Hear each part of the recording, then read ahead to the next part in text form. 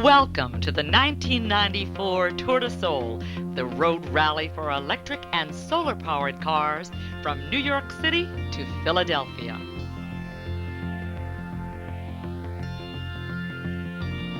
We join the event here in Boyertown, Pennsylvania, where there are many electric vehicles on display.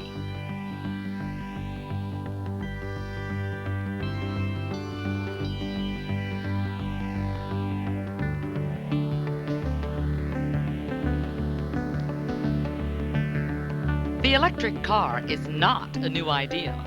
Some of these cars were built in the early 1900s.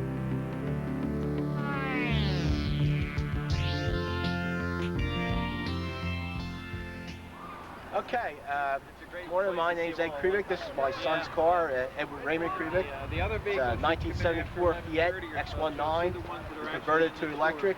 It runs on 96 volts, 23 horsepower General Electric motor through the 4-speed transmission. We're just about done with it. As you can see, we have the 12-volt lead-acid batteries installed in the vehicle, 4 sets. They're made up in parallel for 96 volts. I'm looking forward to driving on the street, hopefully later this year.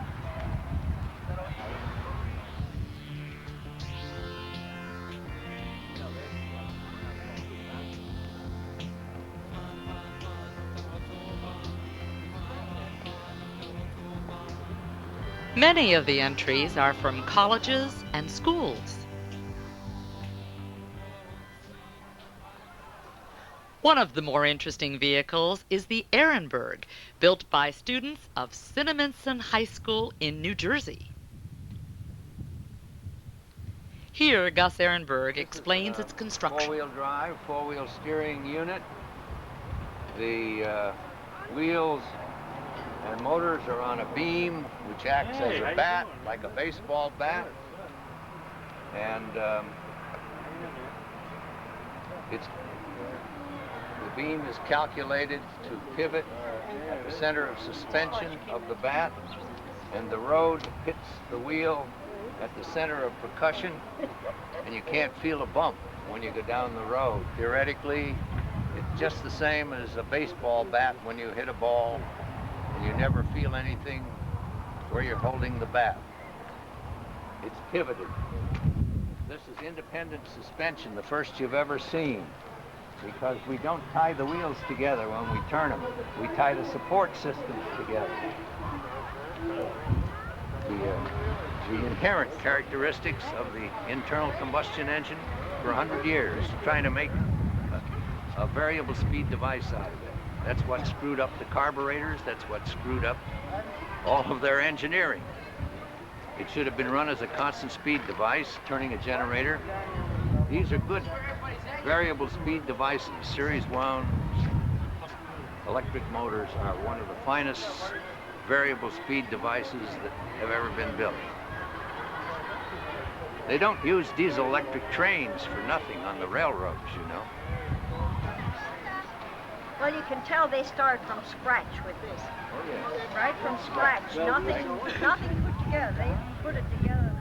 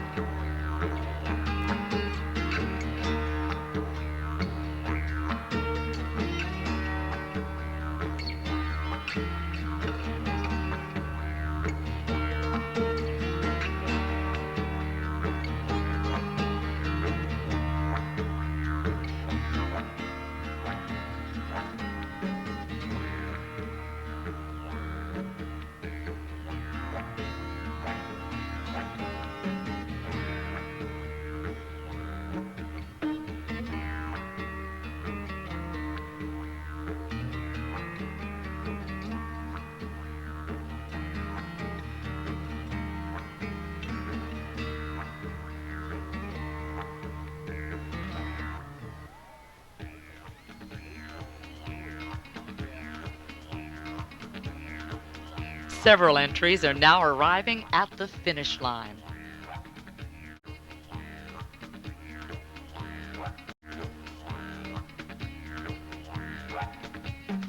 MIT's solar-powered car.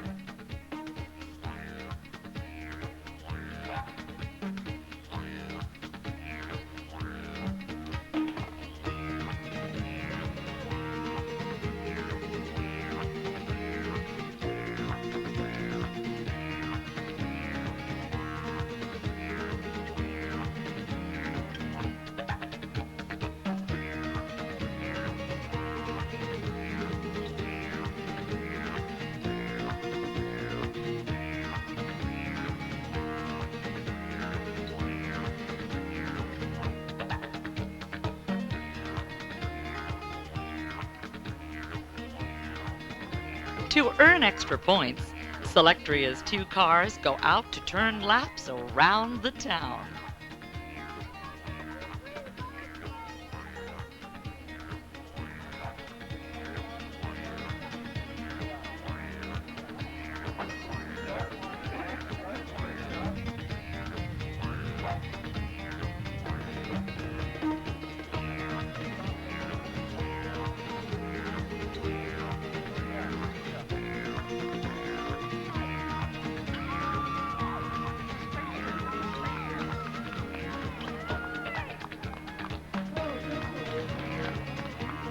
The Sun Dragon, a solar-powered entry from Drexel University, pulls into the display area.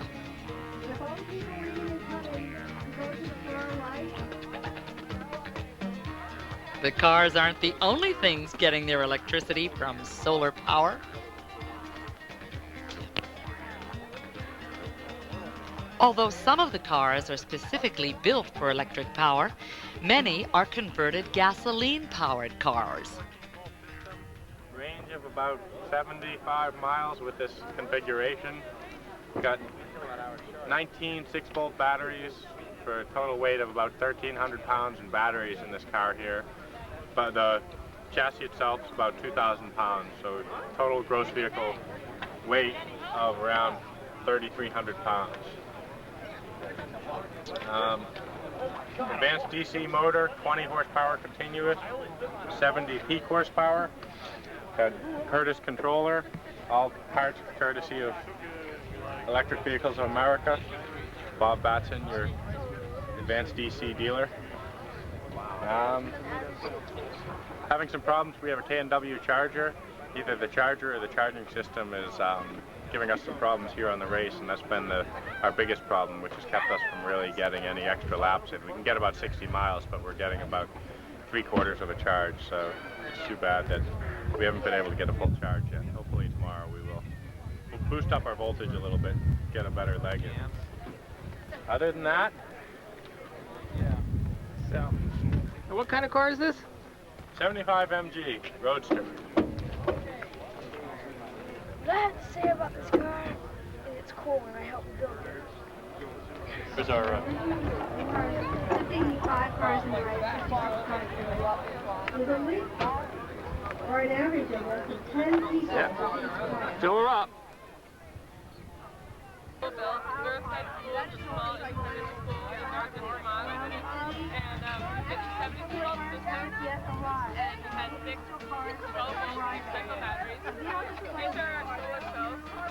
have 480 of them. Each produce about 1 watt. And this car can go about 50 miles per hour. This is Psycho. It's a commuter car. It runs on batteries. We have 8 lead acid batteries, 4 in the back, and then 4 up the center. We have a PV array on the roof here. That just keeps the batteries topped off with a trickle charge. We have regenerative braking, which puts energy back into the batteries while we're braking. Down Boyertown, pick up extra mileage.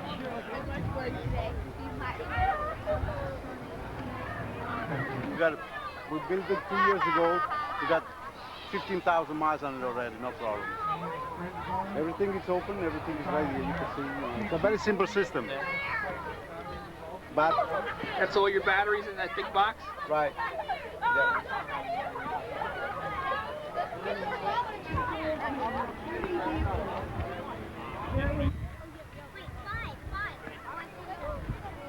Well, it's an engineering project from Trent State College.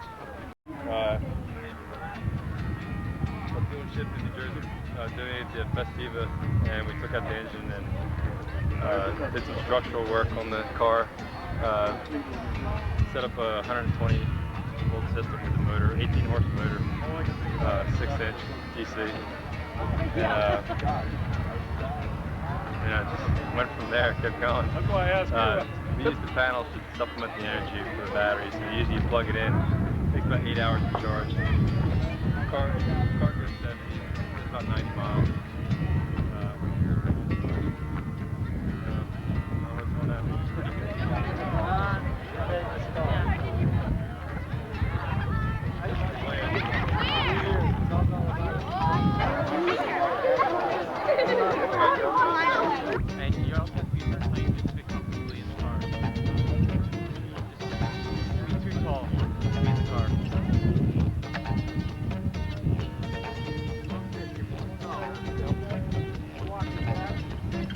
stuff.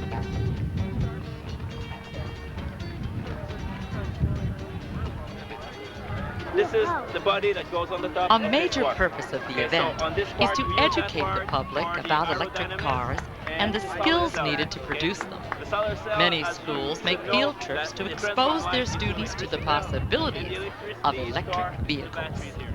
Okay, we're using four big batteries, okay, and the batteries put electricity for both motors, for the front and the rear motor.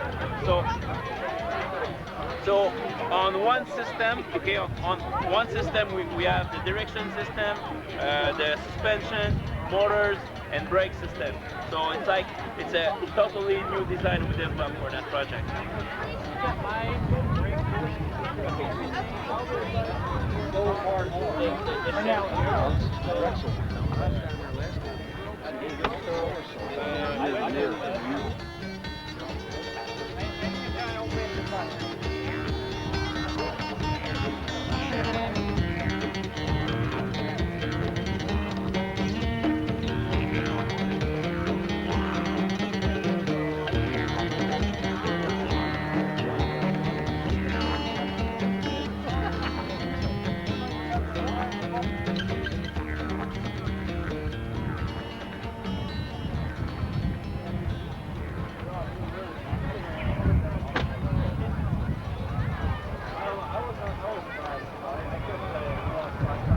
Rated maximum 477 watts.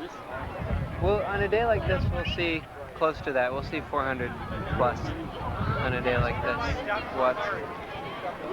That's a lot. Yeah, it's pretty good.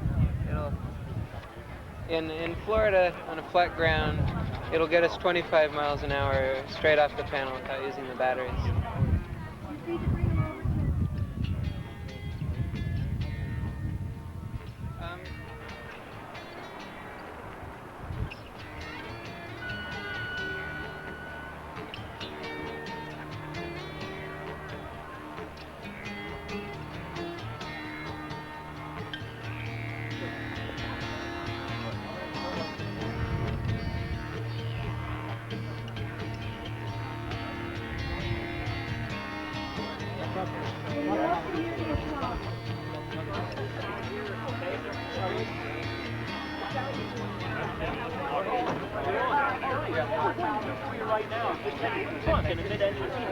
It's now filled with batteries. These batteries weigh 116 pounds apiece. The batteries are 12 volt, and they're commonly found in, of all things, a floor scrubber, what they call a deep cycle battery, one that can take a very long discharge and then be recharged to 100%. They're lead acid, commercially available, and best of all, 100% recyclable. These batteries are provided by Exide Corporation. You'll notice that the car has mostly stock appearing exterior appearance. This was by design. The car is to be a street car, has a legal Pennsylvania State inspection sticker on it, and I assure you that it conforms to all Pennsylvania State inspection laws. Has windshield wipers, has a horn, has all the amenities that you would want in a street car.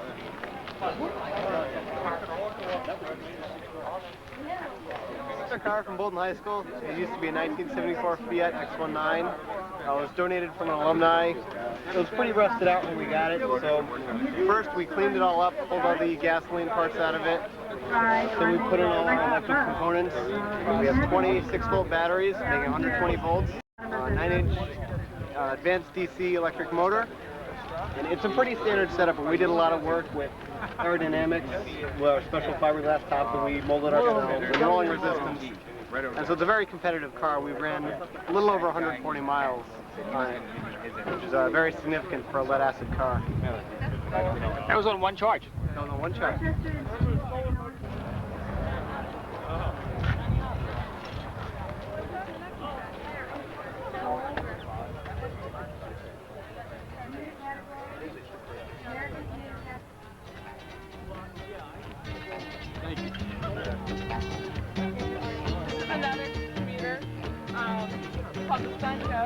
From Concord, New Hampshire, and this is more of a solar car. This really uses their solar cells. Now, I don't know if you know how solar cells work, but I can try to explain it. Solar cells have 3 levels, 3 different layers, and they're sort of glass-like. They're very thin. And the middle layer is called a semiconductor. The photons come down and hit the top layer and knock electrons out of the atoms, and the electrons go through the middle layer and out to the bottom layer, but they can't go back up. So they build up on the bottom layer until they're forced to jump off of the bottom layer. They go through batteries or a motor and come back to the top, and that's what produces the electricity. Trenton, New Jersey.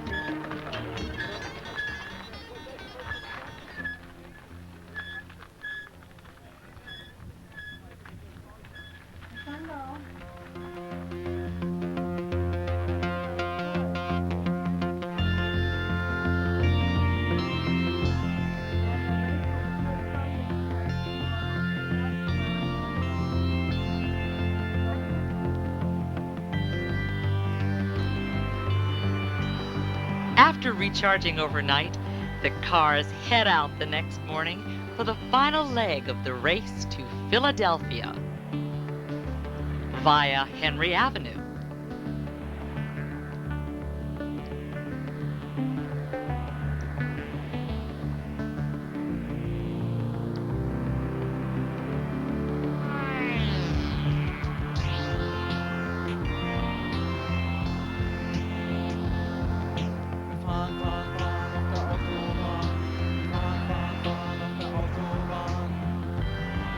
Scenic Kelly Drive.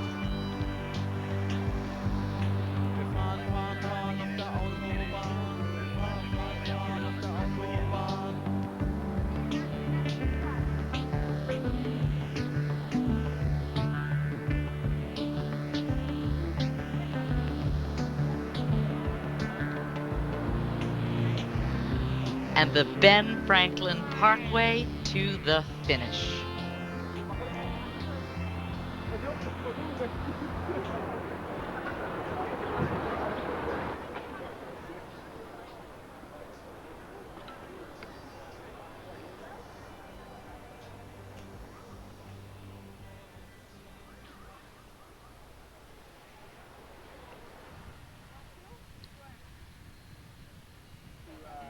To here.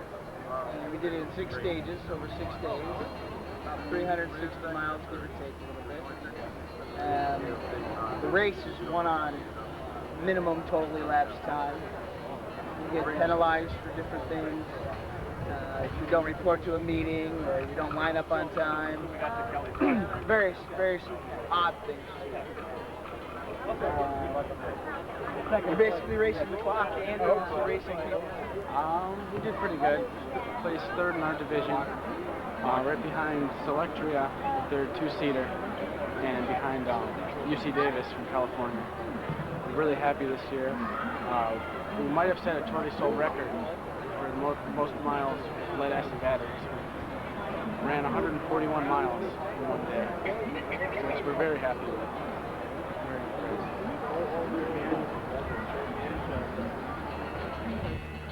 20 batteries in here.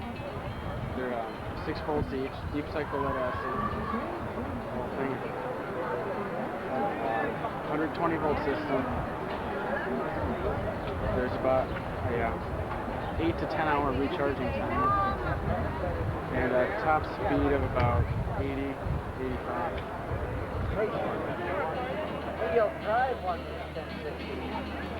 Right, yeah, they'll be around.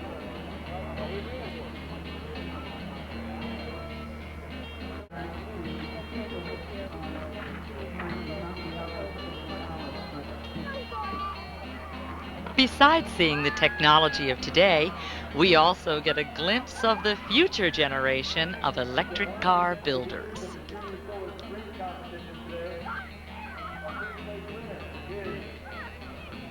These students get to build and race cars of their own design. Looks like a tank. Yeah? So that's why they call it the PT racer, I guess. And, well, it's just a solar car.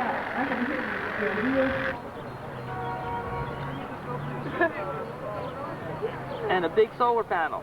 Yep. And how fast do you think it goes? Oh, I don't know. Number one. Yep, great. Number one fast.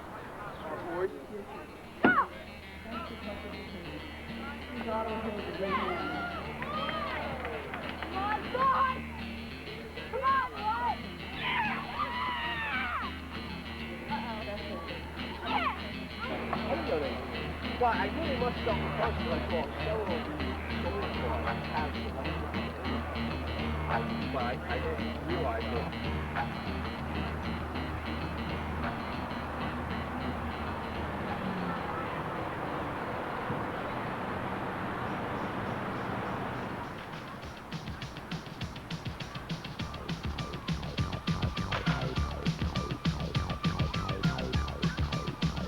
Hang on now while we take a lap of downtown Philadelphia with the MIT Solar Car.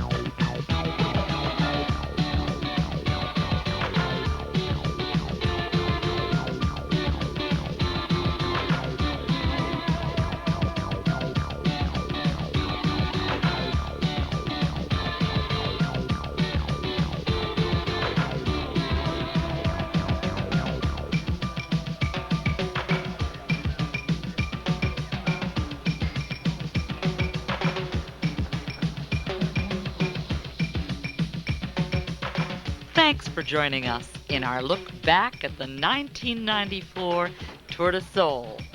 Now here are the top finishers in each class.